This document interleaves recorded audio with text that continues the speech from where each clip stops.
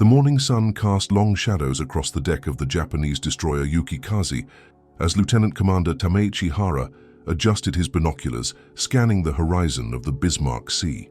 It was February 15th, 1943, and the veteran naval officer was leading a convoy protection mission that had become routine. Too routine, perhaps.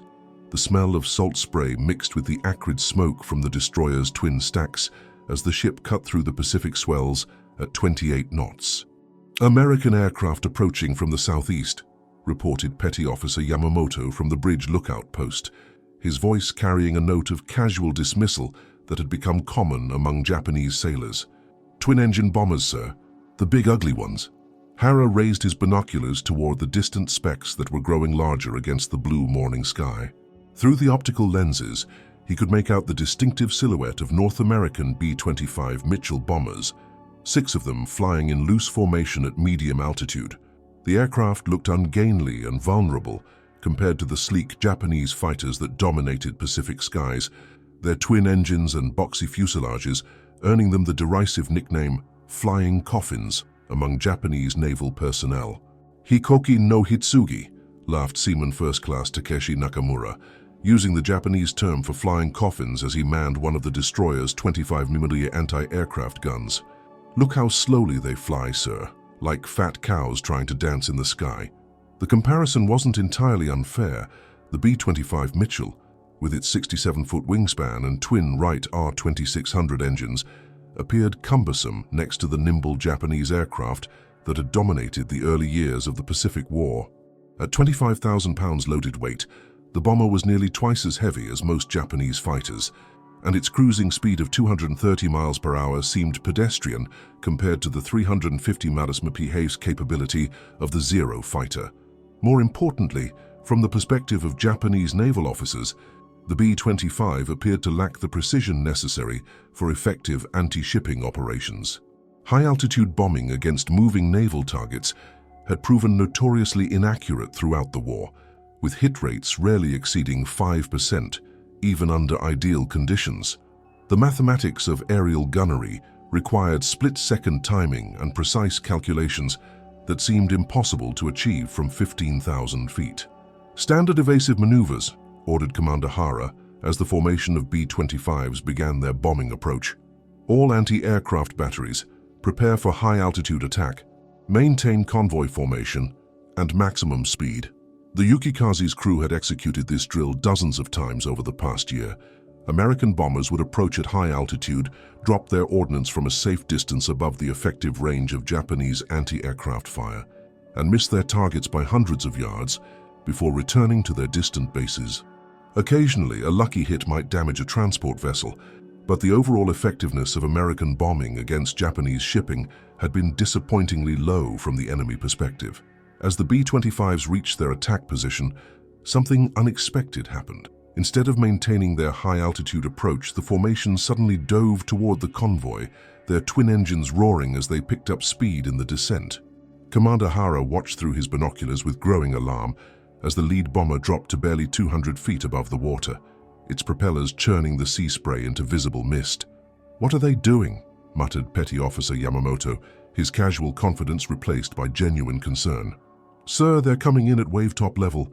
That's suicide against our anti-aircraft fire." The lead B-25, piloted by Captain Bill Thompson of the 42nd Bombardment Squadron, roared over the convoy at masthead height. But instead of dropping bombs, something far more terrifying occurred. From the aircraft's modified nose, orange flames erupted as a 75mm cannon opened fire, followed immediately by the staccato chatter of 8 50 caliber machine guns that had been installed in a field modification that Japanese intelligence had completely missed. The first cannon shell struck the Yukikaze's forward funnel with a tremendous crash, showering the bridge with hot metal fragments and burning debris. Before Commander Hara could fully process what was happening, the remaining B-25s followed in sequence, each aircraft raking the destroyer's superstructure with cannon fire and heavy machine guns in an attack pattern that no Japanese naval officer had ever experienced. "Impossible!" shouted Hara over the deafening noise of exploding ammunition and screaming metal. "Bombers don't carry ship-killing armament. Those are supposed to be transport aircraft." But the evidence was undeniable. The B-25 Mitchells attacking the convoy had been extensively modified by innovative American mechanics and armorers who had recognized the bomber's potential as a low-level strafer and ship killer. The aircraft's nose had been rebuilt to accommodate a 75mm M4 cannon salvaged from Sherman tanks, while additional machine gun installations turned each bomber into a flying gun platform capable of devastating any surface vessel. The transformation of the B-25 from high-altitude bomber to low-level ship killer represented one of the most successful aircraft modifications of World War II, but Japanese naval intelligence had completely failed to anticipate the change in American tactics. While Japanese officers continued to plan defenses against conventional bombing attacks, American crews were practicing skip bombing techniques and low-level strafing runs that would revolutionize anti-shipping warfare. Aboard the transport vessel Kyokusei Maru, Captain Hideki Matsumoto watched in horror as the modified B-25s systematically destroyed his convoy's escort vessels. The 8,000-ton cargo ship, loaded with supplies for Japanese garrisons in New Guinea, had been considered safe under destroyer protection. Now, as 75mm cannon shells exploded across the Yukikaze's deck, that protection was evaporating with each successive strafing run. "All hands to battle stations," Matsumoto ordered through the ship's brass speaking tube, though he knew the merchant vessel's light anti-aircraft armament was no match for the flying gun platforms now circling the convoy like sharks around wounded prey. "Emergency radio to base.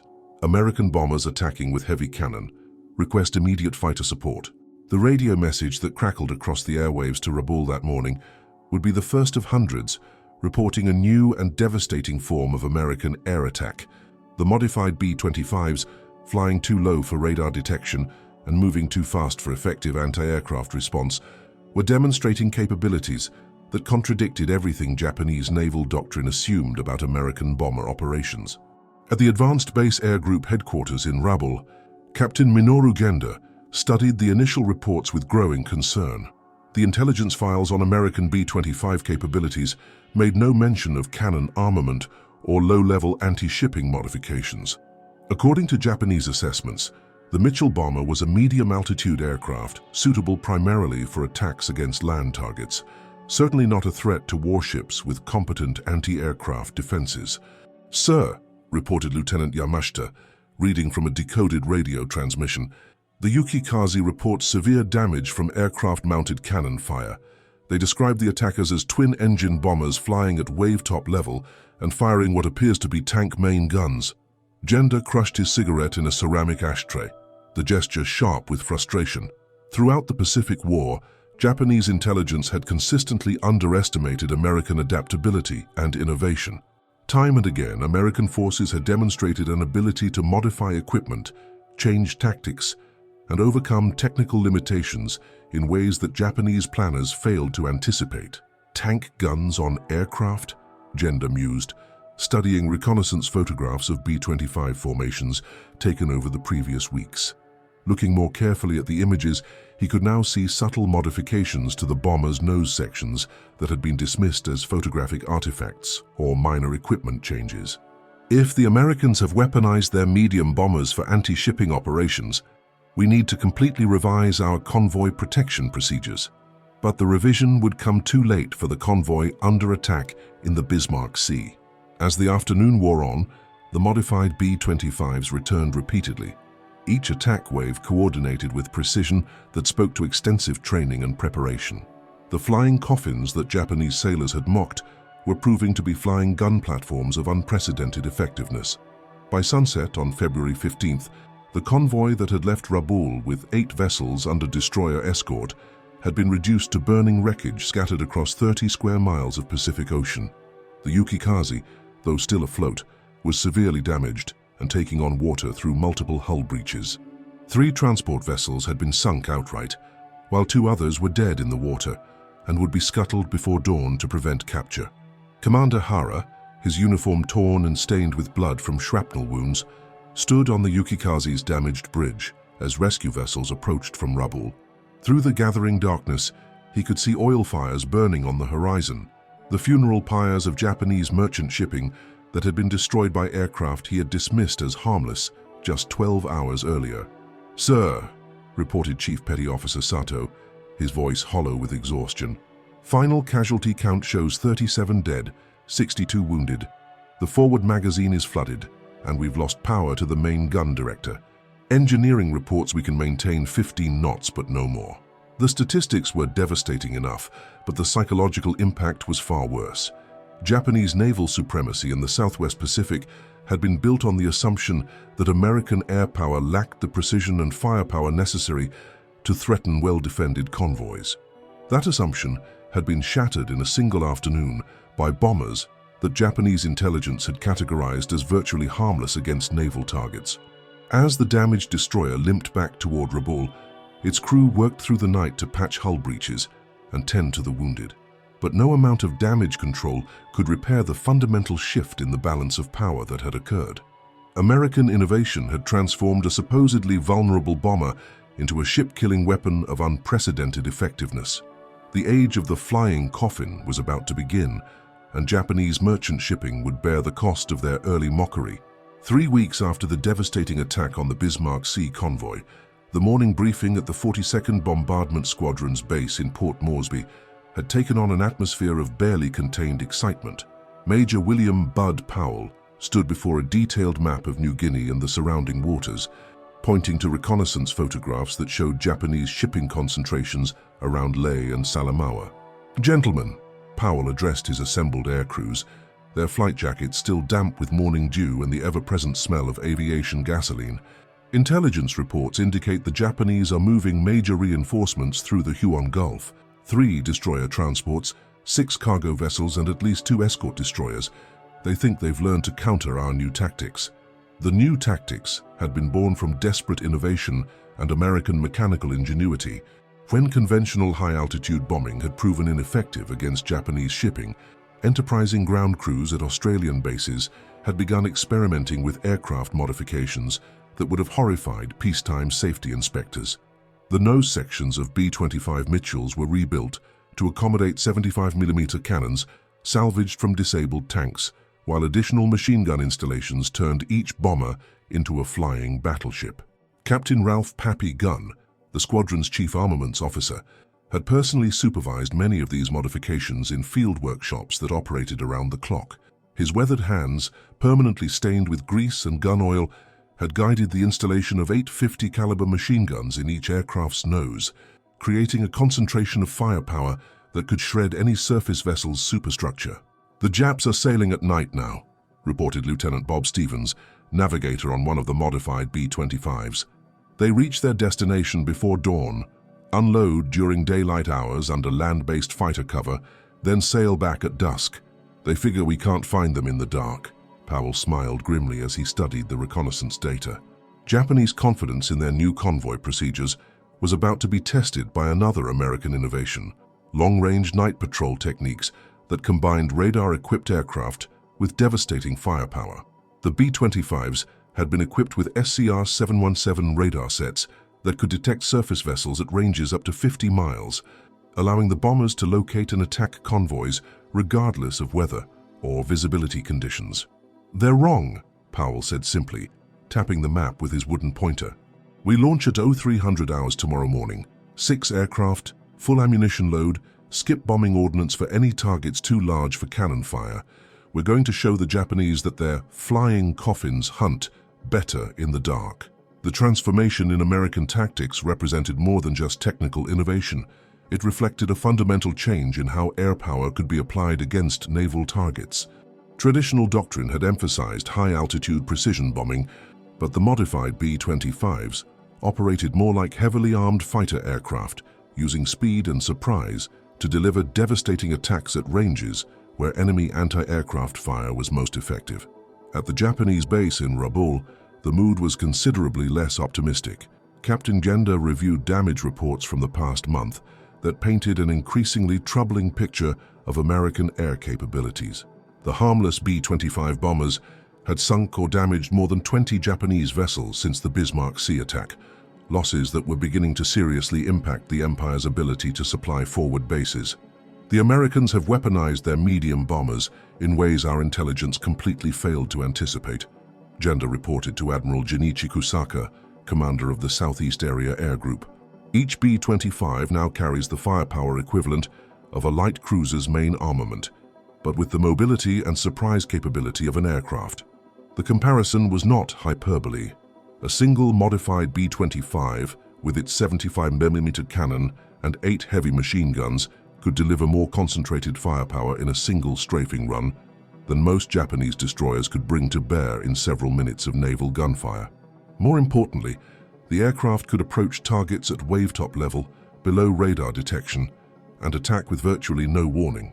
"Sir," reported Lieutenant Commander Yoshio Nakajima, reading from intelligence summaries, "shipping losses in the Southwest Pacific have increased 400% since February. We're losing vessels faster than the combined shipyards can replace them. At current rates, we'll be unable to maintain forward garrisons by year's end." The mathematical reality was stark. Japan's shipbuilding capacity, already stretched by naval construction requirements, could not match the rate of vessel destruction being achieved by modified American bombers. Each B-25 attack might sink or damage multiple ships, while Japanese shipyards required months to build replacements. Meanwhile, at Dobodura airfield in New Guinea, ground crews worked through the tropical night preparing the modified B-25s for their next hunting expedition.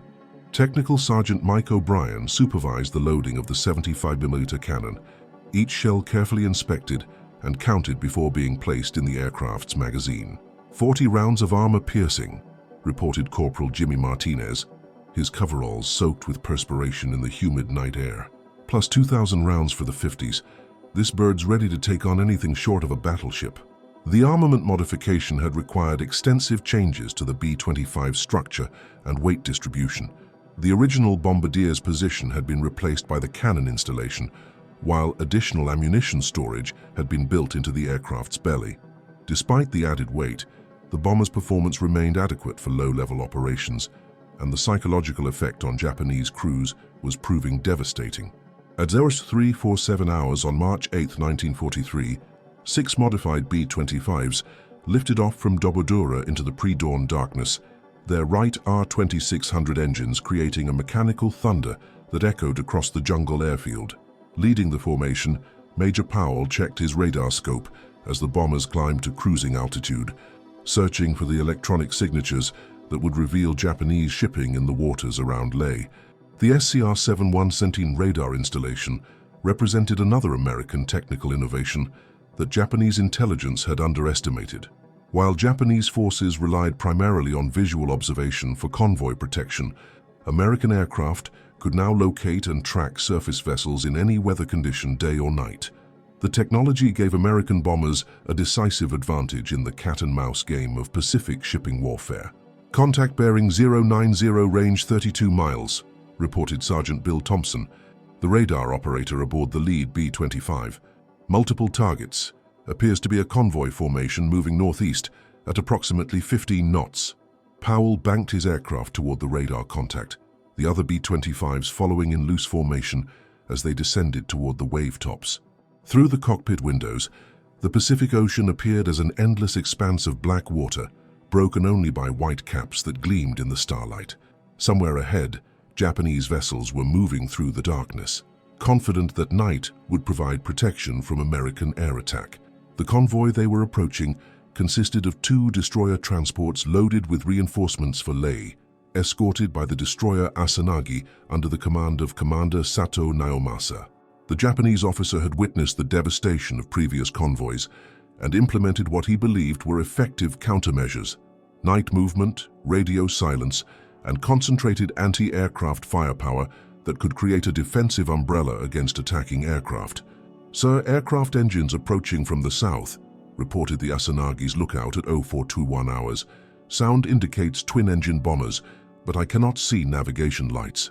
Commander Sato raised his binoculars toward the southern horizon, but the pre-dawn darkness revealed nothing except stars reflected on the ocean's surface. The sound of aircraft engines was unmistakable, however, the distinctive rhythm of Wright radials that had become synonymous with American bomber operations. "All hands to battle stations," Sato ordered through the destroyer's communication system. "Anti-aircraft batteries prepare for night action. Signal the convoy. Emergency turn to starboard maximum speed." The warning came 30 seconds too late. Major Powell's B-25 roared over the convoy at masthead height, its 75mm cannon firing continuously as the aircraft strafed the length of the lead transport. The muzzle flashes illuminated the night like strobing lightning, revealing Japanese sailors diving for cover as armor-piercing shells tore through the vessel's superstructure and engine room. "Jesus Christ!" exclaimed Staff Sergeant Danny Walsh, tail gunner on the 3rd B-25, as he watched the transport vessel explode in a ball of orange flame. "That ship just disintegrated. The whole damn thing went up like a Roman candle." The attack pattern that followed demonstrated the lethal efficiency of the modified bombers. Each B-25 made multiple strafing runs, using its radar to maintain contact with targets, even when smoke and flames obscured visual references.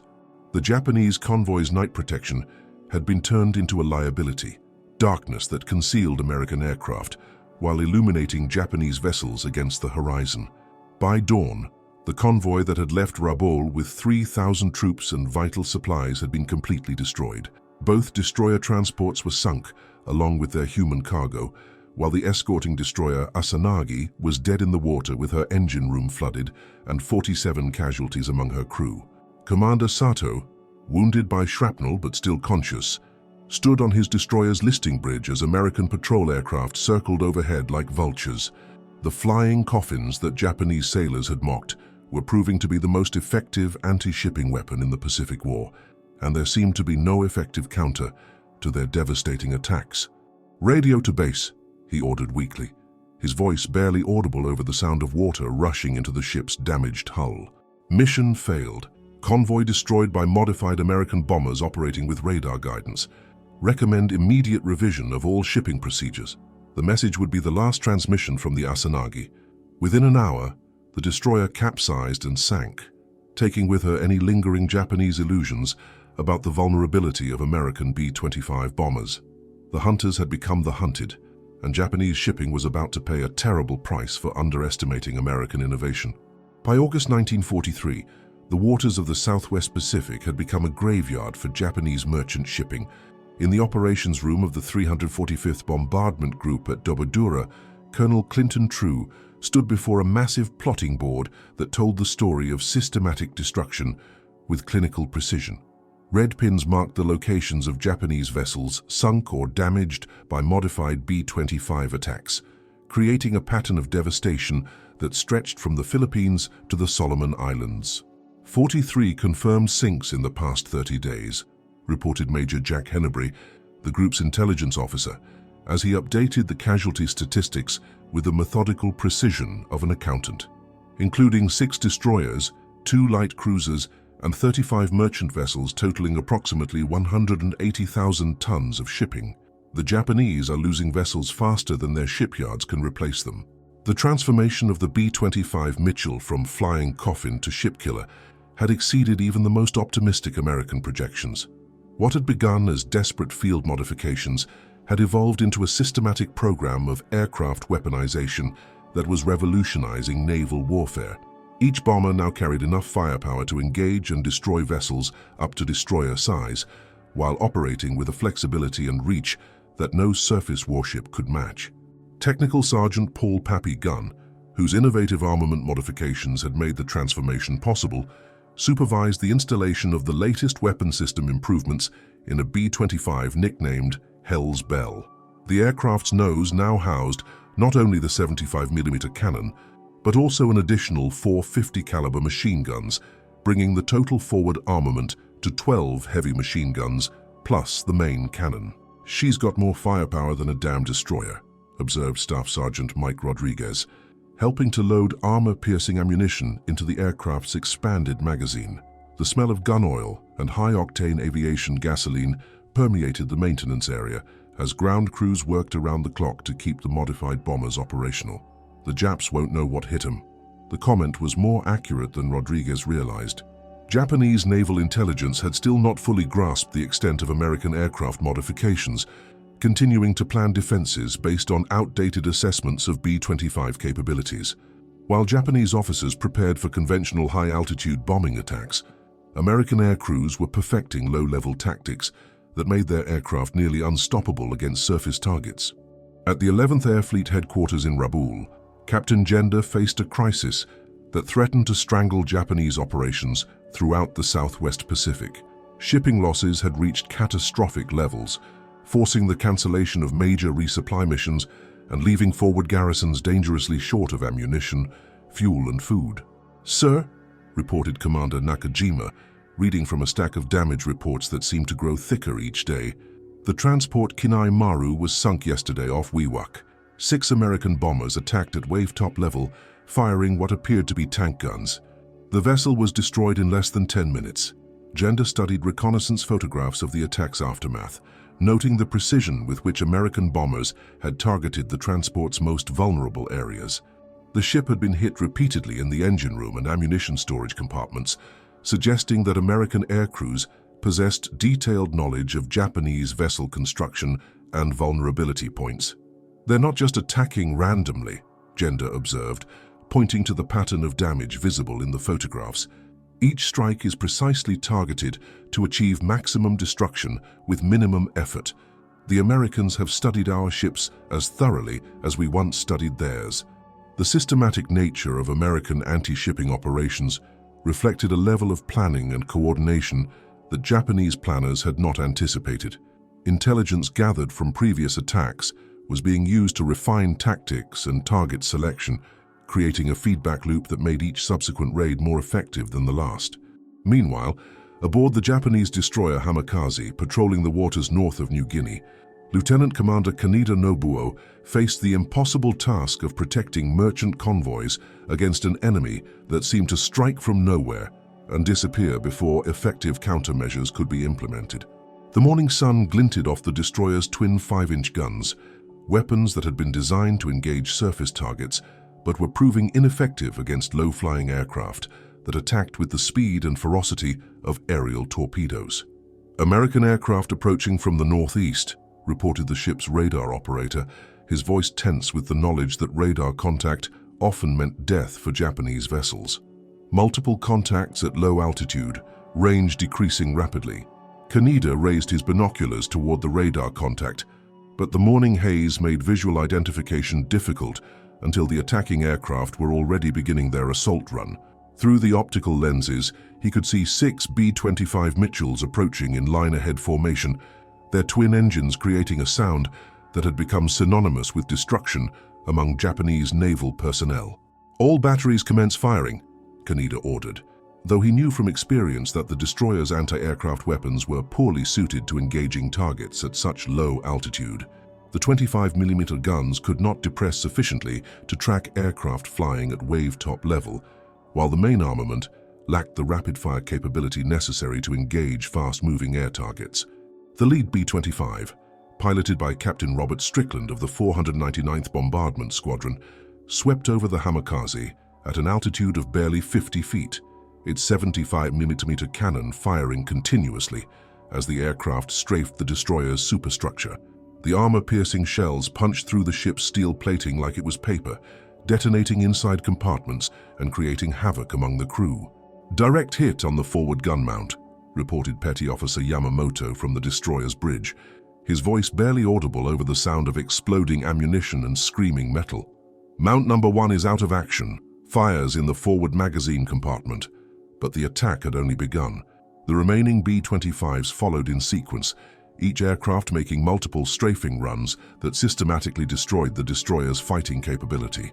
Within 10 minutes, the Hamikaze was dead in the water with her engine room flooded and more than 60 casualties among her crew of 240 men. The speed and violence of the attack left Japanese survivors struggling to understand what had happened. Commander Kaneda, wounded but still conscious, watched helplessly as the American bombers circled his crippled destroyer like sharks around wounded prey.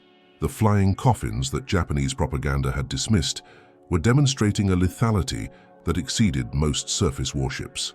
"Emergency radio to base," Kaneda ordered weakly, blood seeping through his torn uniform jacket. "Hamikaze attacked by modified American bombers. Heavy damage, unable to maintain way. Request immediate assistance." The radio message joined hundreds of similar distress calls that had flooded Japanese communication networks over the past months. Each report painted the same picture: American bombers attacking with devastating effectiveness while suffering minimal losses to Japanese defensive fire. At MacArthur's headquarters in Brisbane, intelligence officers compiled statistics that told the story of a campaign that was exceeding all strategic objectives. The modified B-25s were not only sinking Japanese ships at unprecedented rates, but were doing so while sustaining remarkably low casualty rates among American aircrews. Operational loss rate is running less than 2%, reported Colonel Charles Willoughby, MacArthur's intelligence chief, as he briefed the staff on the success of the anti-shipping campaign. For every aircraft we lose, Japanese shipping losses average 8 vessels. The exchange ratio is completely in our favor. The mathematics of attrition were working decisively against Japanese logistics.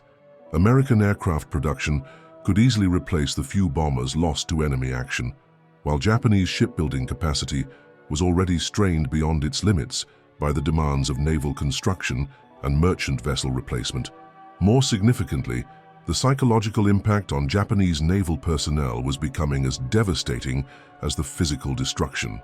Merchant marine crews were refusing to sail on vessels they considered death traps, while naval escort commanders struggled to maintain morale among men who faced seemingly impossible odds against American air attacks. Captain Toshio Abe, commanding the light cruiser Sendai, encountered this crisis firsthand when several merchant captains refused to join a convoy scheduled to depart Rabaul for Lae. The meeting in the harbour master's office was tense with fear and frustration, as civilian officers openly questioned the wisdom of sailing into waters controlled by American bombers. Captain Matsuda, Abe addressed the master of the transport Yamashiro Maru, "The Empire requires these supplies to reach our forces. Your duty is clear." "My duty is to my crew," Matsuda replied firmly, his weathered hands shaking slightly as he crushed out his cigarette. "I've seen what those American bombers do to ships. They appear from nowhere, fire cannon like naval guns, and disappear before we can fight back. It's not warfare, it's slaughter." The comment reflected a growing realization among Japanese maritime personnel that traditional naval tactics were obsolete against the new American air threat. Surface vessels, designed to fight other surface vessels, were helpless against aircraft that combined the firepower of warships with the mobility and surprise capability of aerial attack. As September 1943 dawned over the Southwest Pacific, the campaign that had begun with Japanese mockery of American flying coffins had evolved into a systematic destruction of Japanese sea power. The modified B-25s were sinking ships at rates that approached the combined output of all American submarine operations, while operating with a flexibility and range that no underwater vessel could match. The hunters had become the dominant predators of the Pacific, and Japanese shipping was learning to fear the sound of twin right radials more than any other weapon of war. On November 15, 1943, the largest convoy Japan had attempted to run since the beginning of the war prepared to depart Rabaul under cover of darkness. Admiral Sentaro Omori, commanding from the heavy cruiser Miyoko, studied the intelligence reports that painted an increasingly desperate picture of Japanese logistics in the Southwest Pacific. His convoy, dubbed Operation Heaven No. 1 by Imperial Headquarters, represented one of the last attempts to reinforce the crumbling defensive perimeter with meaningful numbers of troops and supplies. 18 transports, 6 destroyers, 2 light cruisers, and the Miyoko, reported Captain Kijima from the flagship's bridge, his voice betraying none of the apprehension that showed in his weathered features. Total cargo capacity, 45,000 tons of supplies, 12,000 combat troops. If we can break through the American air cordon, this could change the strategic situation. Admiral Omori nodded grimly as he studied the convoy formation through his binoculars. The merchant vessels looked pathetically vulnerable in the pre-dawn light, their holds packed with ammunition, food, and reinforcements desperately needed by Japanese garrisons throughout New Guinea and the Solomon Islands. Success would extend Japanese resistance for months. Failure would effectively end Japan's ability to conduct major operations in the Southwest Pacific. Unknown to the Japanese commander, his convoy was already under observation by American forces equipped with the latest innovations in aerial reconnaissance and attack capability. At Dobodura Airfield, Colonel Neil Kirby of the 348th Fighter Group coordinated with Colonel True of the 345th Bombardment Group to plan what would become the most devastating anti-shipping attack of the Pacific War. 48 modified B-25s plus fighter escort, True briefed his assembled aircrew commanders in the pre-dawn darkness of the operations tent. The smell of coffee and cigarette smoke mingled with aviation gasoline fumes as pilots and bombardiers studied reconnaissance photographs of the massive Japanese convoy. Intelligence counts at least 20 vessels, including heavy cruiser escort. This is the largest target we've ever engaged. The American attack force represented the culmination of 18 months of tactical innovation and aircraft modification. Each B-25 now carried not only the standard 75mm cannon and 12 50-caliber machine guns, but also experimental rocket installations that increased their anti-shipping firepower to levels that would have seemed impossible when Japanese sailors first mocked them as flying coffins. Master Sergeant Paul Gunn, now legendary among Pacific aircrews for his weapon modifications, had personally supervised the installation of 5-inch high-velocity aircraft rockets on 12 of the attacking bombers. The HVAR rockets, originally developed for fighter aircraft, had been adapted for use against heavily armored surface targets, giving the B-25s the ability to engage even heavily protected warships. Each rocket carries a warhead equivalent to a destroyer's 5-inch shell, Gunn explained to the assembled air crews, pointing to detailed diagrams of the weapon installations. 12 rockets per aircraft, plus your standard cannon and machine gun armament. You boys are carrying more firepower than most light cruisers. The comparison was not hyperbole. A single modified B-25, with its combination of cannon, machine guns, and rockets, could deliver a more concentrated barrage than many surface warships while operating with complete tactical flexibility and surprise capability. The Japanese convoy, regardless of its escort strength, was about to face an attack of unprecedented intensity. At 0627 hours, as the Japanese convoy steamed northwest toward Rabaul, the first wave of American attackers appeared on the horizon. Admiral Omori, standing on the Miyoko's bridge, initially dismissed the approaching aircraft as a routine reconnaissance mission, perhaps a dozen bombers conducting standard surveillance of Japanese shipping movements. "Sir," reported the flagship's radar operator, his voice rising with alarm as he studied the electronic display, "I count 40-plus aircraft inbound, multiple formations at low altitude, range decreasing rapidly." Omori raised his binoculars toward the approaching formation, and what he saw challenged every assumption about American air capabilities. The sky seemed filled with twin-engine bombers, their formations extending beyond the range of visual observation. Each aircraft flew at wave-top level, below effective anti-aircraft range, approaching with the methodical precision of a coordinated naval battle line. "All ships prepare for air attack," Omori radioed to the convoy. "Maximum anti-aircraft fire, emergency evasive maneuvers. This is not a reconnaissance mission, this is a full-scale assault." The first B-25 to reach the convoy was piloted by Major Raymond Wilkins, whose aircraft had been modified with the latest rocket installations. Approaching the heavy cruiser Myoko at an altitude of barely 30 feet, Wilkins triggered his rocket salvo at a range of 800 yards, sending 12 high-explosive projectiles screaming toward the Japanese flagship. The impact was devastating. 4 rockets struck the cruiser's forward superstructure, exploding with tremendous violence and showering the bridge area with hot metal fragments. Admiral Omori was thrown to the deck by the concussion, his uniform torn and bloodied by shrapnel, as fires erupted throughout the ship's upper works.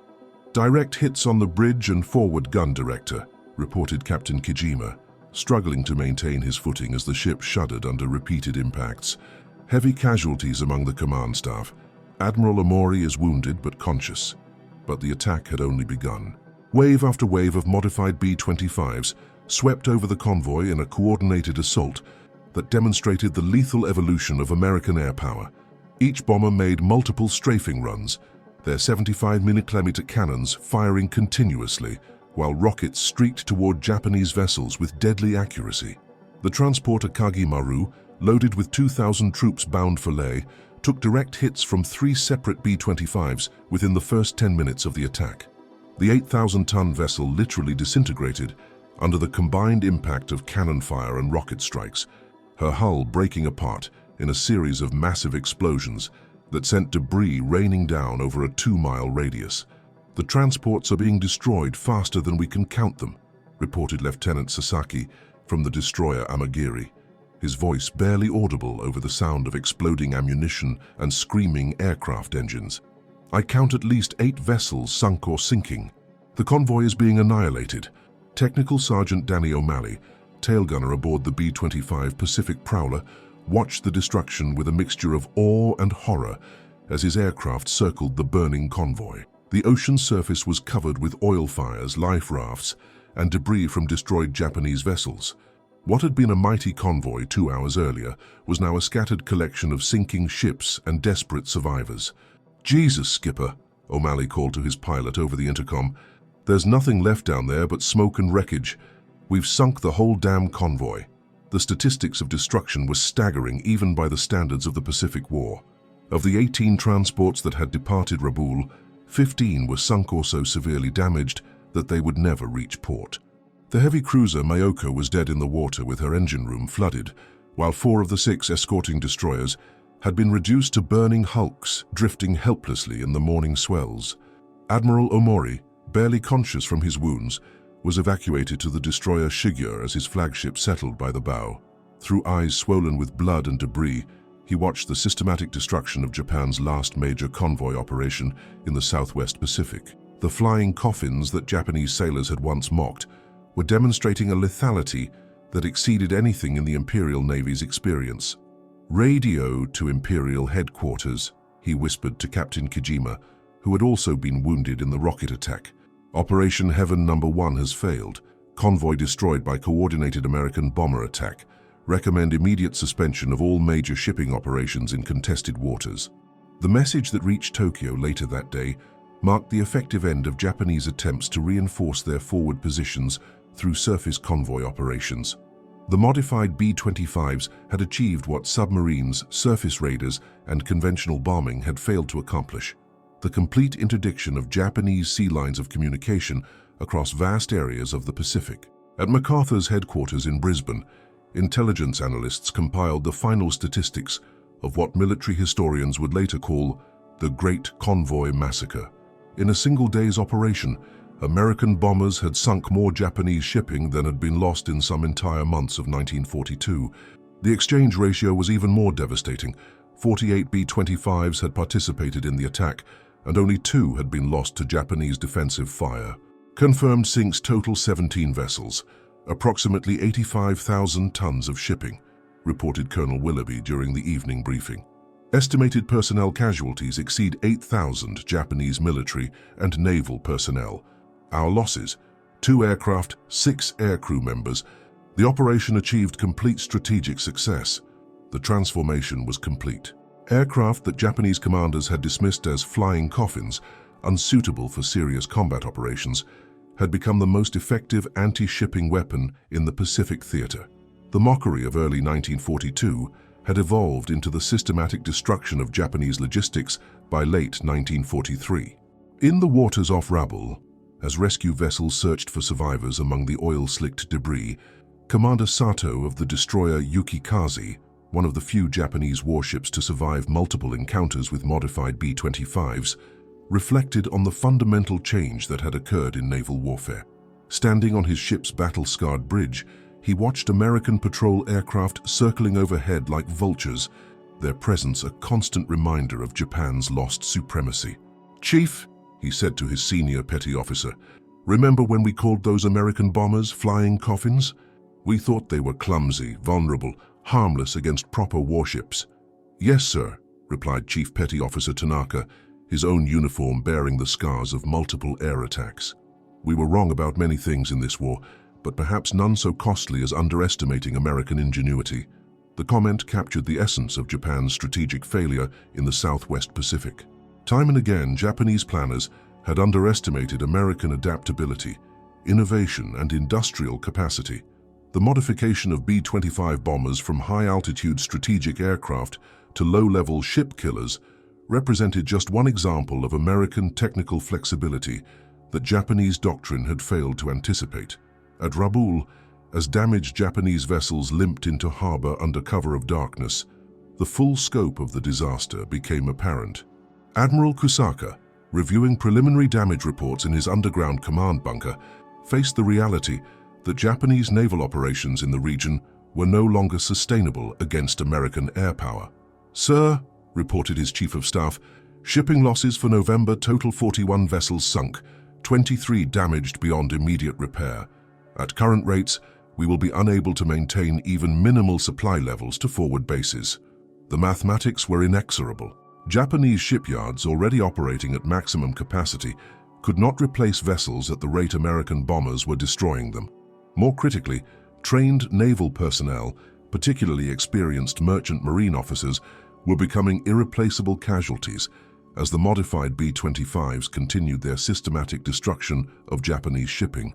Meanwhile, at American bases throughout the Southwest Pacific, ground crews worked through the tropical nights preparing more B-25s for anti-shipping operations. The success of the Strafer conversions had led to increased production of modified aircraft, with new squadrons being equipped specifically for low-level ship attacks. Colonel True, now recognized as one of the leading experts on anti-shipping warfare, supervised the training of replacement air crews in tactics that would have seemed suicidal just 2 years earlier. Flying at wave-top level against heavily armed warships required skills and nerves that conventional bombing operations could not develop. "Remember," he told a group of newly arrived pilots during their first briefing, "you're not dropping bombs from safe altitude anymore. You're taking a gun platform into close combat with enemy warships. Speed, surprise, and concentrated firepower are your only advantages. Use them all." The training reflected the evolution of American air tactics, from the theoretical to the devastatingly practical. Each lesson had been learned through combat experience, often at considerable cost, but the knowledge gained was being systematically applied to create the most effective anti-shipping force in military history. By December 1943, the campaign that had begun with Japanese mockery of American flying coffins had evolved into the complete domination of Southwest Pacific waters by modified B-25 bombers. Japanese shipping losses had reached levels that made continued operations impossible, while American aircraft losses remained so low that bomber strength was actually increasing despite intensive combat operations. The final irony was not lost on surviving Japanese naval officers. The aircraft they had dismissed as harmless transport planes had become more dangerous to surface vessels than submarines, more devastating than battleship gunfire, more feared than any weapon in the American arsenal. The flying coffins had become the pallbearers of Japanese maritime power in the Pacific. Captain Gender, now serving as a staff officer at Combined Fleet Headquarters, composed a final assessment of the anti-shipping campaign for Admiral Koga. His report, marked most secret and distributed only to the highest levels of command, concluded with words that captured the completeness of American tactical success. "The enemy has demonstrated an ability to modify existing equipment and develop new tactics at a rate that exceeds our capacity to counter them. What we dismissed as desperation has proven to be innovation. What we mocked as weakness become our greatest threat." The flying coffins we laughed at are now the gravediggers of Japanese naval supremacy. The assessment was accurate, but it came too late. By the winter of 1943, American B-25s had effectively ended Japanese ability to conduct major shipping operations in contested waters. The aircraft that had once been mocked as flying coffins had proven to be the most lethal ship killers in the history of naval warfare. The last laugh belonged to the Americans, and it echoed across the Pacific as the sound of Wright R-2600 engines became synonymous with the destruction of Japanese sea power. If this incredible transformation from mockery to maritime devastation fascinated you, please hit that subscribe button and give this video a thumbs up. It really helps us continue bringing you these amazing untold stories from World War II. We specialize in uncovering the forgotten chapters of history, where innovation, courage, and sometimes sheer ingenuity change the course of entire campaigns. Your engagement allows us to dive deep into archives, interview historians, and bring these remarkable stories to life with the detail they deserve. What struck you most about this story of the B-25's evolution from flying coffin to ship killer? Did you know that American ground crews were essentially creating flying gunships in jungle workshops? And here's a question that's worth pondering. If the Japanese had taken American innovation more seriously from the beginning, how might they have adapted their convoy tactics differently? Drop your thoughts in the comments below. We love reading your insights and questions about these pivotal moments that shaped the Pacific War.